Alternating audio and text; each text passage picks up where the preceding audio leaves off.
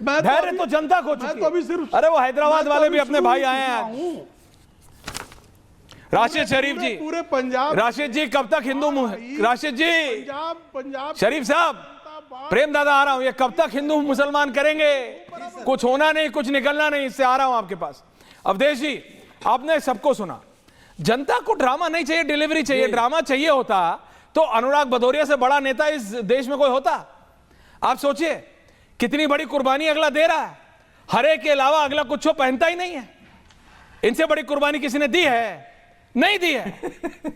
लेकिन फिर भी कहां है, इलेक्शन हार जाते हैं। क्यों?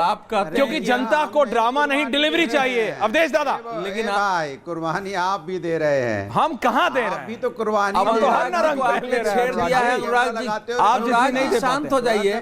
थोड़ा गाड़ियों के रंग इनके अलग हो सकते हैं, लेकिन कपड़े का नहीं।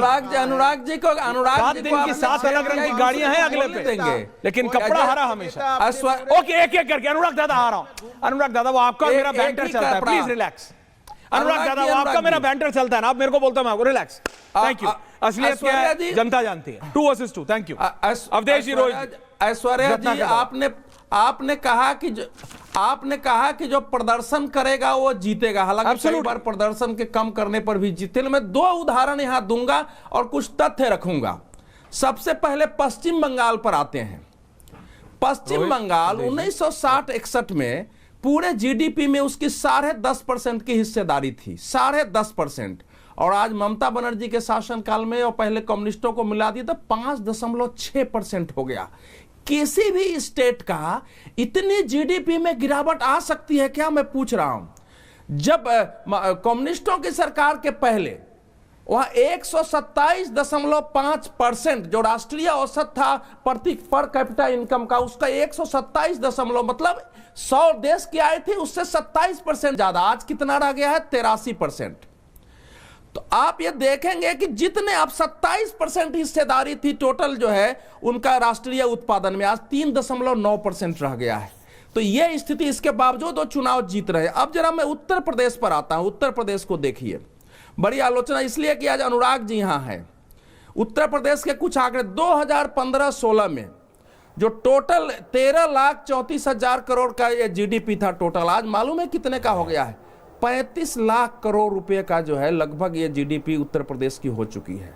देश की जीडीपी उस समय कितनी होती थी? आज 9.5% हिस्सेदारी हो गई है।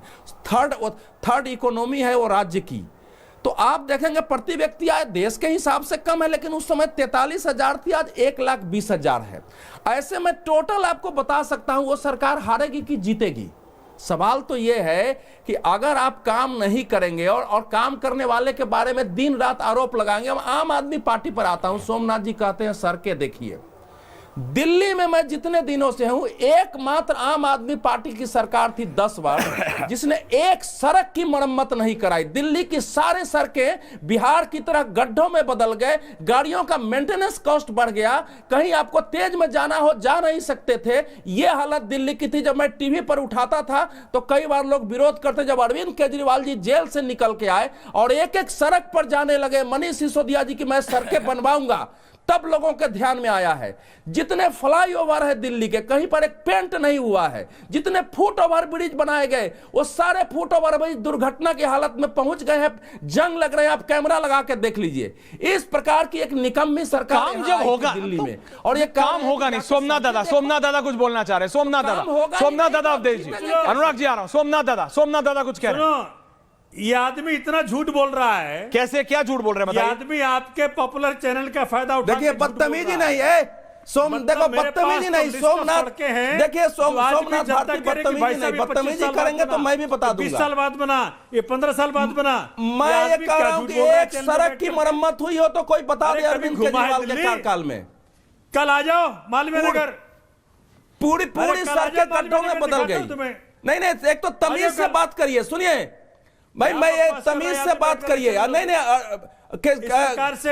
सुनिए ऐश्वर्या जी, बोलिए। बात के आंदोलनकारी हैं, इनसे पहले के हम लोग आंदोलनकारी हैं। और ये तमीज से इनको बोलने का तमीज नहीं। आदमी घूमा है कभी? सोमनाथ भारती, मैं तुम ताम नहीं करता हूं।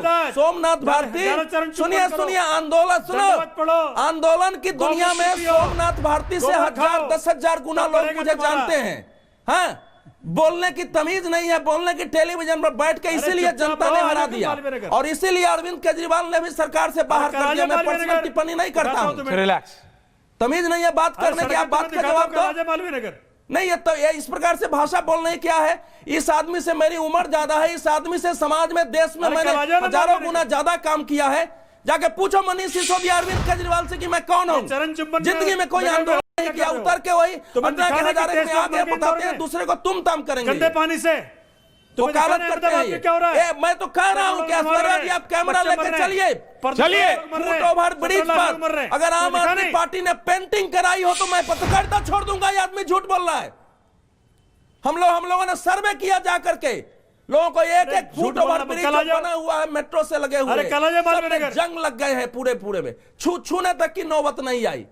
जहां रोड के डिवाइडर टूटे हुए और डिवाइडर पड़े रहे, कैसे बात कर रहे हैं ये? ओके ओके, अनुराग भदौरिया, सर के- अनुराग भदौरिया, रोहित, जवाब। प्रेम दादा आ रहा हूं, देखिए- रत्नाकर जी आ रहा हूं, देखिए अनुराग भदौरिया, देखिए राहिल शरीफ जी आ रहा हूं, मुझे राशिद शरीफ जी। मुझे पहली बार राशिद शरीफ जी को पता भी चला कि हमारे साथी रत्नाकर जी को। अवधेश जी पत्रकार भी हैं। मैं तो बीजेपी सपोर्टर समझता अवधेश जी था। को भी लाइए। और कह रहे हैं कि हमने आंदोलन में अवधेश जी को बहुत भी लाइए। भाग लिया। हाँ, टीवी के आंदोलन में आप भाग ले रहे हैं। भारतीय जनता पार्टी को झंडा उठाए हुए हैं आप टीवी के आंदोलन में। अवधेश अच्छी जी। बात है, टीवी का आंदोलन जो प्रवक्ता वाला है वो आप उठाए हुए हैं बीजेपी का झंडा।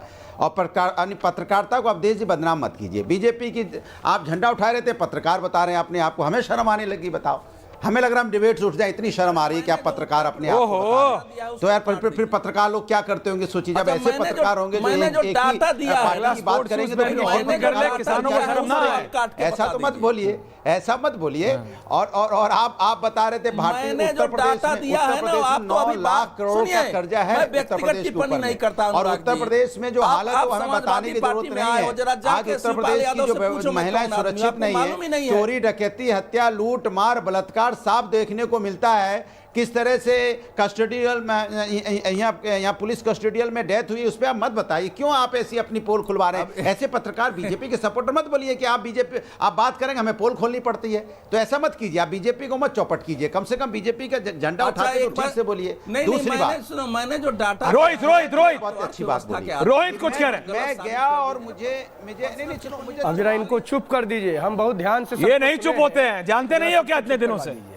देखिए अवधेश दादा आ रहा महाराष्ट्र हूं, जवाब को भी लाइए। तो नहीं चुप होंगे तो ओका बोका खिलाएंगे तो फिर भाग जाएंगे। ओका बोका खिलाने लगेंगे तो भागना पड़ेगा। हम बड़ी संयम से बैठे हुए रहे। देखिए महाराष्ट्र में जो नगर पालिका, नगर निगम, नगर पंचायत, नगर परिषद के चुनावों के संदर्भ में जो प्रतिफल आया है वह ऐतिहासिक वर्डिक्ट है, ऐतिहासिक मैंडेट है महाराष्ट्र की सम्मानित जनता का। महाराष्ट्र सामाजिक न्याय की धरती है, परिवर्तन की धरती है। ज्योतिबा फूले और पूज्य बाबा साहब डॉक्टर भीमराव अंबेडकर जी की क्रांति भूमि है। प्रेम दादा आ रहा हूं। यहाँ पर भारतीय जनता पार्टी और उसके गठबंधन के पक्ष में ऐतिहासिक जनमत संग्रह ये प्रमाणित करता है कि पूरे देश की जनता प्रधानमंत्री यशस्वी जननायक माननीय नरेंद्र मोदी जी के नेतृत्व में खड़ी है।